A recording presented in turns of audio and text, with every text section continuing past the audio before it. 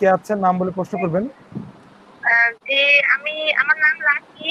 আমার বড় বাচ্চার বয়স 6 ক্লাস, কিন্তু ওর অনেক শুকনা।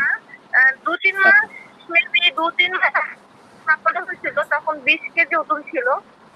কিন্তু ওর থেকে 1.5 বছর বা 2 বছরের বাচ্চারা ওর থেকে লম্বা, ওর থেকে স্বাস্থ্য ভালো, মানে দেখলে একটু মন খারাপ হয়। এই এই একটা প্রশ্ন। আর আমার ছোট বাচ্চা বয়স 6 মাস, চলতেছে, বুকের দুধই খায়, বাইরের কোনো কিছুই দেই না। কিন্তু পায়খানা মানে এখন আগের থেকে একটু কমছে, কিন্তু তাও সবসময় পাতলা পায়খানা করে। মাঝে মধ্যে সবুজ কালারও হয়, আবার কখনো হলুদও হয়, আবার ফেনা ফেনাও হয়। জি, এই দুইটাই আমার, এই দুটাই ওকে, প্রশ্ন। জি বুঝতে পেরেছি।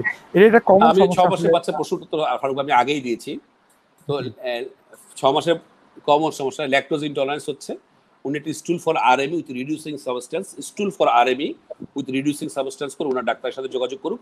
প্রয়োজনে ওনাকে একটা বিশেষ ধরনের দুধ দিতে হবে। আমার ধারণা দুধটা দিলেই ভালো হয়ে যাবে, যেটা আমি একটু আগে বলেছিলাম বায়োমিল সয়, SOY সয়। উনি যদি এই দুধটা রেগুলার খাওয়ান, আমার ধারণা এই প্রশ্নের সমাধান উনি পেয়ে যাবেন এই পায়খানার সমস্যা। বড় বাচ্চা 6 মাসে যদি ওর বাচ্চাটা 20 কেজি ওজন হয়ে থাকে, অ্যাবসলিউটলি অলরাইট। আপনি তো ভাই আরেকজনের সাথে পাল্লা দেওয়ার দরকার নাই, তাই না? সবাই দেশের প্রধানমন্ত্রী হতে পারবেন, আপনি চেষ্টা করলে আমি হতে পারবো না, এটা তো নিয়ম। কিছু না, জিনিস আল্লাহ কর্তৃক নির্ধারিত।